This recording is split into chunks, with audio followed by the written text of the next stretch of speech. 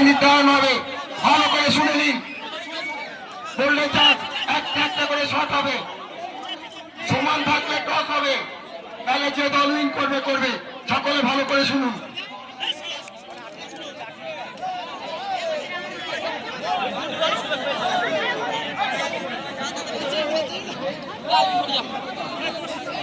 একটা একটা করে শট হবে, আপনারা জানেন।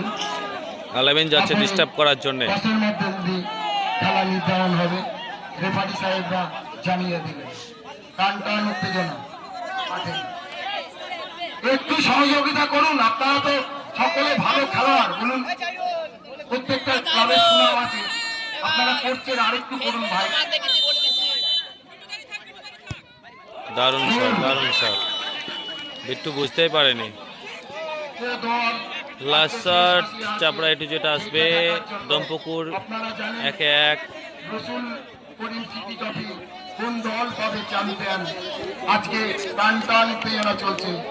এই যে আরামসরিষার অগ্রণী ক্লাব মিজু টাইব্রেকারে পদ্ধতি লাস্ট শটে চলছে। এবার গোল করেছে।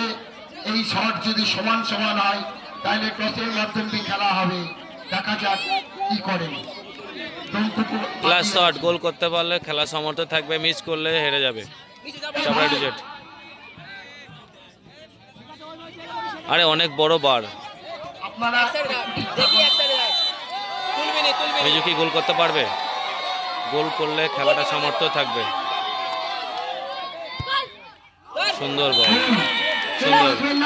এই খেলা ফাইনাল খেলা টস হবে।